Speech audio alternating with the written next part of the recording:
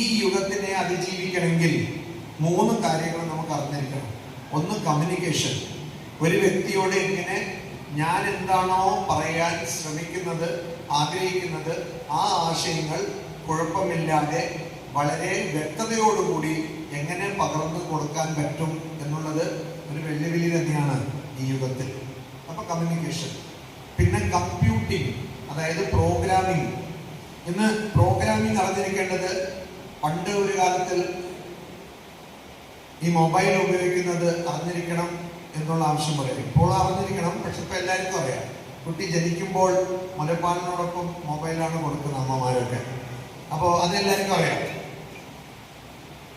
അപ്പോൾ ആദ്യം കമ്മ്യൂണിക്കേഷൻ, പിന്നെ കമ്പ്യൂട്ടിംഗ്, അവസാനം അറിഞ്ഞിരിക്കേണ്ടത് കാൽക്കുലസ് ആണ്. കാൽക്കുലേഷൻ അല്ല, കാൽക്കുലസ്. ഗണിതത്തിൽ വരുന്ന ഒരു പാഠമാണ് കാൽക്കുലസ്. ഡിഫറൻഷിയേഷൻ, ഇന്റഗ്രേഷൻ എന്നൊക്കെ ഉള്ള കാൽക്കുലസ് അറിഞ്ഞിരിക്കണം. ഗണിതം മാത്രം അറിഞ്ഞാൽ പോരാ. ഈ കാൽക്കുലസ് പഠിക്കണമെങ്കിൽ 5ാം ക്ലാസ് തൊട്ട് 10ാം ക്ലാസ് വരെയുള്ള ഗണിത പാഠങ്ങൾ അറിഞ്ഞാലേ അതിനെ അടിസ്ഥാനമായി കൊണ്ടേ ഈ കാൽക്കുലസ് പഠിക്കാൻ പറ്റുള്ളൂ. വിദ്യാഭ്യാസം നിങ്ങൾക്ക് വേണ്ടിയിട്ടാണ് നിങ്ങൾ നേടുന്നത്.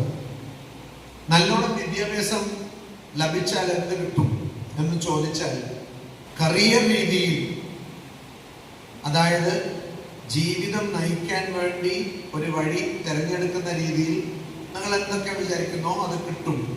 പക്ഷെ അതിനുമുപരി നിങ്ങളൊരു വീട്ടിൽ ജീവിക്കുകയാണെങ്കിൽ പെട്ടെന്നൊരു ലൈറ്റ് ഫ്യൂസ് ആയാൽ, വീട്ടില് ഫ്യൂസ് വയർ പോയാൽ, അല്ലെങ്കിൽ കമ്പ്യൂട്ടർ ചീത്തയായാൽ, മിക്സി ചീത്തയായാൽ, വാഷിംഗ് മെഷീൻ ചീത്തയായാൽ, പെട്ടെന്ന് നിങ്ങൾക്ക് അവിടെ എന്താണ് ചെയ്യേണ്ടത്, എങ്ങനെയാണ് അത് നന്നാക്കേണ്ടതെന്ന് അറിയും.